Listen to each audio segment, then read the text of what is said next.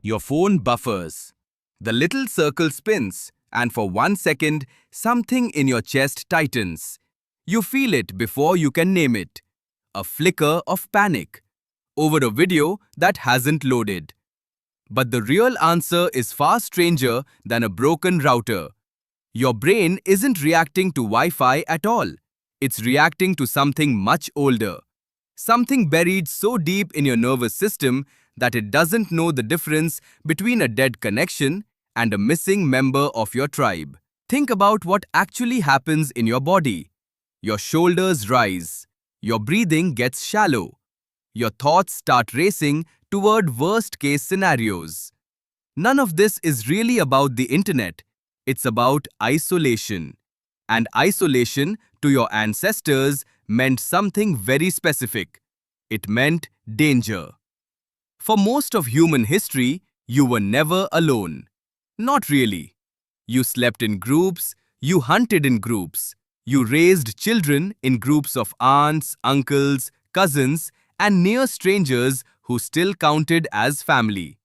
A human by themselves, out on the savannah, was a human without eyes watching their back, without warmth at night, without help if something went wrong. So evolution built you a warning system, a part of your nervous system whose only job is to detect disconnection and scream about it. Neuroscientist James Cone spent years studying this exact mechanism. In one of his most cited experiments, he wired people up to brain scanners and threatened them with mild electric shocks. When people faced that threat alone, their brains lit up in regions associated with fear and pain. But when someone held their hand during the threat, even a stranger's hand, that fear response dropped. Their brain, quite literally, calculated the danger differently depending on whether they were connected to another person. Cohn called this social baseline theory. Your brain doesn't experience the world as an individual. It experiences the world as a node in a network. Remove the network and the baseline threat level rises. Automatically, without your permission. Now hold that idea and think about your phone again. Your phone isn't just an object. To your nervous system, it's a line, a thread connecting you to your network.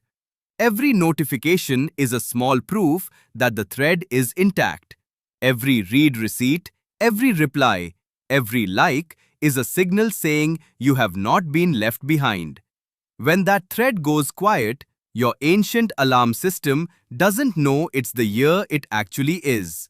It doesn't know Wi-Fi even exists. It just registers silence.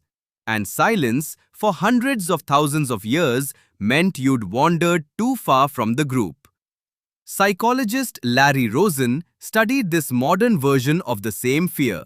He found that many people check their phones not because they expect anything important, but because the anxiety of not checking becomes worse than the checking itself.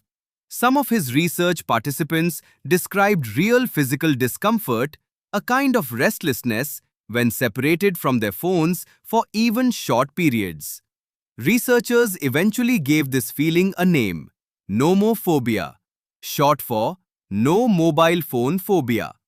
It sounds almost silly written down, but the discomfort behind it is not silly at all. It's the same discomfort your ancestors felt when they lost sight of the fire at night. Here's the twist most people never consider. Your brain cannot tell the difference between being cut off from your tribe and being cut off from your group chat. Both trigger the same alarm. Both raise the same stress hormones. Both make your thoughts spiral toward the same ancient question. Am I still safe? Am I still one of them?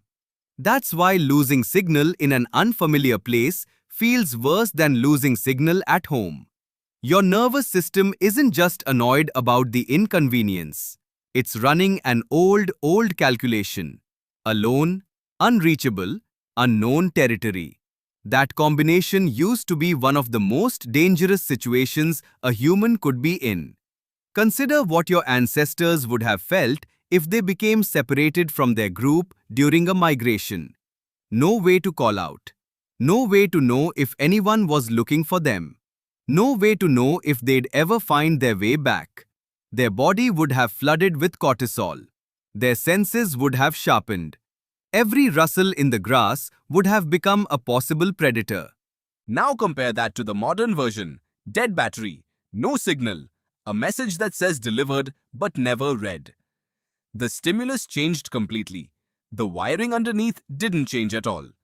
Neuroendocrinologist Robert Sapolsky, who spent decades studying stress in primates, described something important about this kind of alarm system. It didn't evolve to distinguish between a real emergency and an imagined one. It evolved to react first and sort out the details later. For a baboon on the savannah, that's a useful trade-off. Better to overreact to a shadow than underreact to a lion.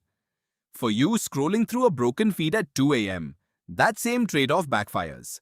Your body treats a stalled loading screen the way it might have treated the sound of something moving in the dark. This is why the panic feels disproportionate. It is disproportionate to your actual situation, but it's perfectly proportionate to the situation your nervous system thinks it's in. There's something else worth noticing here. Notice how much worse it feels when a message goes unanswered by someone specific versus a stranger. Your body is not measuring the technology. It's measuring the relationship. The stronger the bond, the sharper the alarm when that bond goes quiet. This tracks perfectly with everything Cohen's research revealed. The people whose hand-holding calmed the fear response most weren't strangers. They were romantic partners. People with the deepest, most established social bonds triggered the biggest safety signal in the brain. Which means the panic you feel isn't really about your phone at all. It's about connection. It always was. Your phone simply became the modern proxy for something your body has been tracking since before language existed. Since before fire. Since before your species had a name for itself. That small tightening in your chest when the circle spins isn't weakness. It isn't overreaction. At least not by the standards your body is actually using. It's a signal, inherited across thousands of generations, that being cut off from your people was once one of the most dangerous things that could happen to you. Your ancestors needed that alarm to survive. They needed to feel bad about isolation, so they'd fight to stay close to the group. You inherited the same alarm. You just gave it a new trigger.